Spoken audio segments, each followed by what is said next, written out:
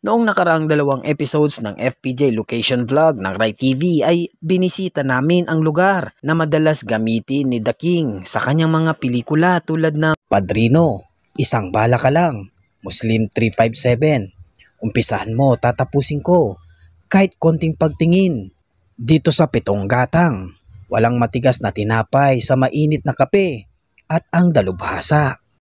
Ngayon naman mga dire ay pupuntahan natin ang pinagsyutingan ni FPJ sa pelikulang Ayos na ang Kasunod kasama si Miss Aramina. Kung naalala nyo yung ubo ko pa lang, sabi ni Berting Labra, dito po yun. Dito! Ubo ko lang!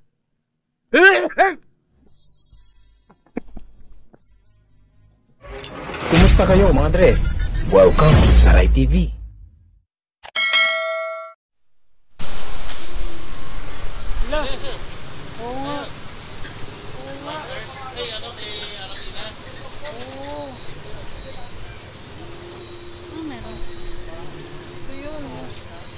Bahay nila dito yung kila Berting Labra? Oo, yung ubo pa lang.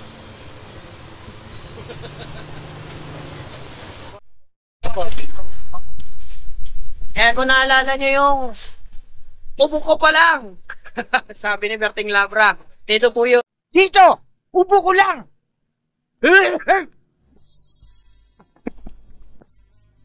Ayos na sa kasunod. Ayos na kasunod. Aramina. FPJ. Tara.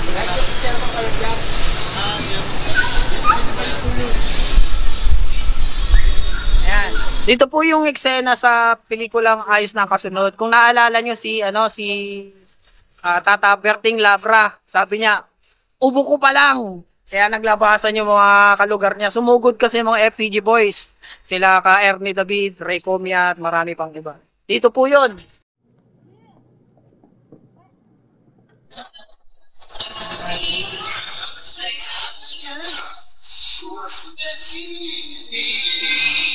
Magandang umaga po. Magandang umaga din po.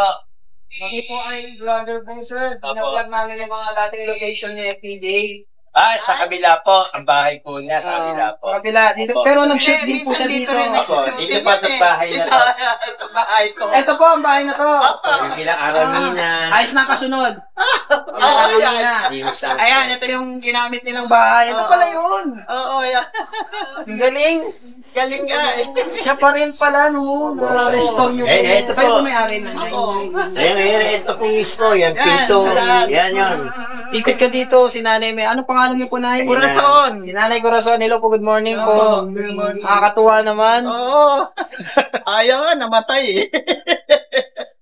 Fan po kasi kami, kaya Oo yung nga, content po namin, most of them, FPJ stories.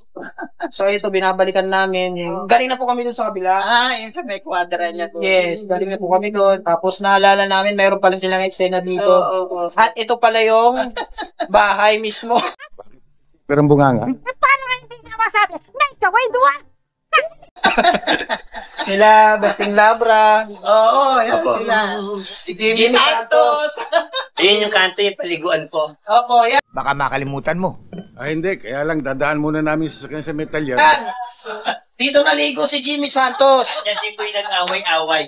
Dito naligo si Jimmy Santos. So, naalala nyo? Ito dati, pero may 3 linggong wala na siya rito. Nanay Corazon. Kumusta naman po si FPJ? Mabait po ba? Ay, naku, super. Talaga Super. Wala akong masasabi. Totoo. Dami Pati yung mga cast niya, mabait nila. Talaga. Pag nag-shooting po sila, maraming tao dito. Ay, naku, puno-puno. Pati nga kami, bawal naman nga. Siyempre, gagamitin lang. Oo, yung baba. Oo. Taas yung baba ba yung ginagamit nila? O baba lang? Hindi, ibaba lang. Baba lang po. Naalala ko to. Naayos nila, lalagyan ng Sila putina. Tiapusit, no? Oo, si Tapusit. Dating Wala Labra. na, namatay na rin. Wala na rin eh. Ang saya-saya dito, no? Oo. Makakalungkot lang, wala na. Wala na. Nagulat na ako noon. Mamatay siya. Pinuntahan ako nung isang niya. Akala ko order ng mga pagkain kasi gusto mo order ng tapa yun. Sabi, Opo. tapang baka. Yes. Sabi ko, bakit ka nandito dito? Order ka ba? Hindi po, nanay. Patay na ho si FPJ. Ano? Bakit? Nakita na lang ho namin, nakayup-yup doon sa lamesa niya. Dinala ho namin sa ospital, wala na rin pala. Sa studio. Bigla, dito sa presko. Ang pagkatao niya rito, hindi siya yung artista na Wala. Napakabait. Yun din sinabi sa kabila eh. respeto. Oo, Kumbaga sa ano, wala po siyang bodyguard, namamalengke. Halaga? Ayun. May dalang ba yung uwi namamalengke? Napakabait na tao. Parang sanay na kayo sa kanya. Oo. Ay, oo. Totoo yun. Kasi kung sa iba yun, ako. Ay, hindi. Kasi yung pinaka-dumpuimba nila, may mga kabayo po siya, kwadra. May kwadra. Tingan, So nawala na rin yun, ano? wala na po. Mabuhat po nawala yung San Lazaro. Nawala na rin. Yung giniba na po yung nabenta, nabili yung San Lazaro. Okay. Ah, Sayang nga eh. sayang. Sana Napakaganda naging siya eh. presidente muna bago ano. Sayang nga. Matakas pa siya. Ano po? Kilala niyo po si Kagawad Sernan? Opo, Mm-mm. Gawad Shernan, bakit Mas siya po kagawad yung dyan, nanalo rito yun. siya po yung katiwala po ni FPJ. FPJ. Susuko ko talaga sila sa tatay ko. Pagpapakasok ko mga panganta. Kami po kasi fan po kasi ako ni FPJ. Oo Ay nga natutuwa ako sa mga kwento nyo. Oo, totoo yun. Etong palabas po namin, halos lahat tungkol kay FPJ. So, yung nare-request ng followers, bisitahin mo naman yung mga location na pinuntahan ni FPJ. Kaya po, pinuntahan namin siya. Kagawad, maraming salamat po. Opo, thank you. Sana mapanood namin. Pangalan mo. Ay po, Ray. Dahil Ako, ako na na yan. Sige, thank you salamat din. Mga dre, pagkagaling natin doon sa location ng ayos na ang kasunod, dumiretso tayo dito sa Biak na Bato, corner G. Rojas, para ipakita sa inyo yung isa ng mga FPJ locations na ginamit doon sa pelikulang Kapag Puno na ang Salop Part 1. May isang tsuper ng taxi, I know ginamit din to sa pelikula ni FPJ. Kasama ko ulit si Anjo Eliana tuloy. Si Kuya Manny, yan. Sir, magandang umaga po. Pasensya na po kayo. Pasensya na po kayo sa abala. Kami po ay vlogger, sir. Ang content po kasi namin, mga mostly tungkol kay FPJ. At napagalaman po namin na ito po ba ang ginamit niyang location po dati. Kayo po ba may-ari, sir? Ito po talaga yung ginagamit niya before, di po po? Alam ko, saan napapanood ko madalas. Madalas ito, ano po? Ito. Pero Okay. hindi pa ganito yung tsura. Medyo luma pa, di ba? Oo, luma pa. Oo. 80s. Oh, dito Tulad nga po. ko. Dito, dito. Dito nga yun. So, confirm. Dito nga po. Ito nga yun. Pasensya na po kayo sa abala, sir. Kasi marami nang binago kasi. Sobra na. Ayan, pati yung ano niya, dati ganyan ngayon. Wala. Marami na binago. Dati, ano lang to, di ba? Wala to, di ba? Parang wala pa dati ito. mababa lang to, kuya, no? Hindi. Sige po, salamat po. Pasensya na po sa abala. Maano na ngayon eh.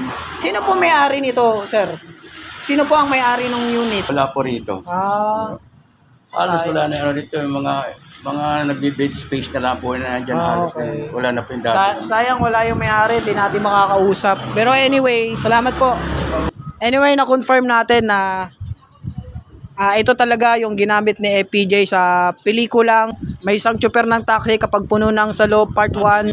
Kung naalala nyo mga dre dito, pagkagaling nila FPJ, Dencio Padilla, bumaba sila dito, nakasakay siya ng tricycle kasi hinahanapan siya ng matitirhan.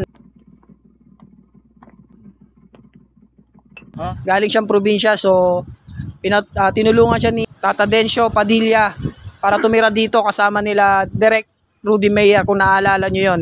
Ito po yung bahay na ngayon. Dito muna siya titira sa atin. Alisin mo na yung gamit mo nun. Basura na yun eh. Ito, yung unang unit na to, yan. Dito rin na inabangan, grupo nila Ernie David, sina Tony Bagyo, binugbog nila si The King. Ito po yun. Tapos dito mga dre, papakita ko sa inyo, sa kabilang kanto lang, makikita yung FPJ Studio. Ito lang oh.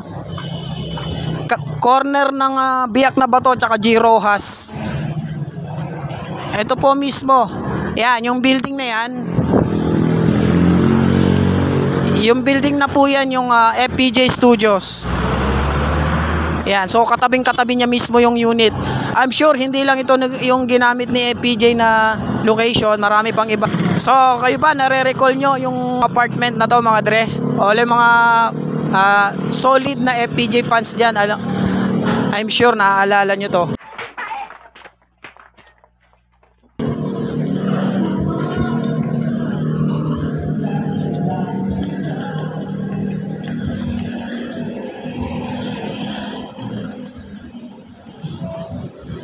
Dito ako ngayon sa ilog. Alala nyo ba yung eksena ni FPJ sa Ang Probinsyano? Yung inubos niya yung maraming rebelde tapos mag-isa lang siya. Dito yun. Huwag kalimutan mag-subscribe. Paalam.